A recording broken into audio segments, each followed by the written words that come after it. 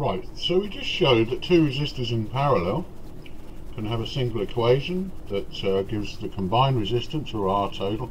Apologies for this, by the way, but it's my most advanced tripod with my visualizer camera on it, which is just another webcam cable tied onto my camera tripod. So it is getting in the way a little bit, but I'm trying to keep the paper upright. Okay, so we saw for 2, well now let's do it for n. Now n, mathematicians rather, like n because it just means any number. So let's go to where we were before. We're assuming DC. We've got resistor R1 here. We've got resistor R2 here. We've got resistor R3 here. R1, R2, R3. Now, as in maths, it means you can't be bothered to draw the rest, and I'm going to draw this as a dotty one as well here. Not a very good drawn resistor, it's a bit fat on one side. So R to the N. So what we're asking here is we want a formula that gives us the total resistance, R total, for all of those resistors in parallel.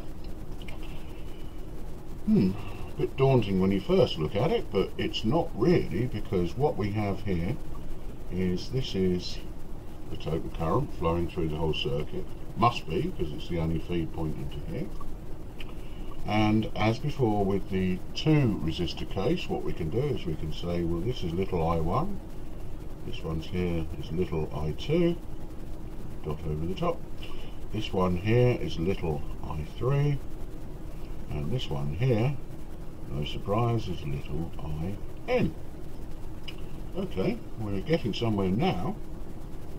So we can also say that this big I here, the total current, is just equal to the sum of the little currents.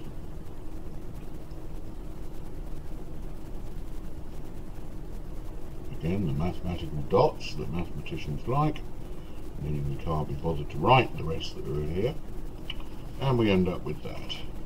Okay, well, as before we can say that the voltage here is common to all of these, so we can say that little I1 is actually just V upon R1, V over R equals I, right? So, according to Ohm's law, so we can say that that's equivalent to V upon I1. R1. V upon R1, we can say that I2 is equivalent to V upon R2, you get the idea, V upon R3, and finally we have V upon Rn. So that's starting to look like something that we might be able to do something with. If I take the V across to the other side, so what I can do is I can just, well, I can do this. So I can say that I is equal to, take the V out, and I end up with 1 upon R1 plus upon R2 plus 1 upon R3 dot dot dot dot dot 1 upon R to the N. So all multiplied by V. The advantage of taking that out is now I can move it to the other side, and what I end up with is I upon V. Note I upon V is equal to 1 upon R1 plus 1 upon R2 plus 1 upon R3 going to 1 upon R to the N. But I upon V isn't anything very useful, because I upon V is not the resistance, it's the admittance. So we know for a fact that R total the total resistance must be equal to V divided by I. So in other words, the combined resistance of all these up here must just simply be V divided by I. So R total equals V upon I. Yeah. So if I shift that about, what I end up with is I upon V is actually equal to 1 upon R total. So what that means, take that, what that means is I end up with this final equation, 1 upon R total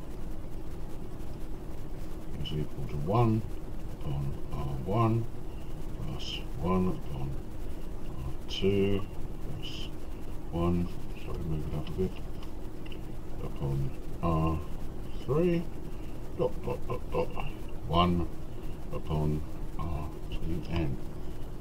Okay, how neat is that? So now we have an equation which relates any number of resistors in parallel and enables us to calculate the equivalent resistance of all of those resistors in parallel. Who said electronics isn't magic? And it gets more magic because we're just playing with DC at the moment. Wait until we start to play with AC. Okay. Good to go, I think.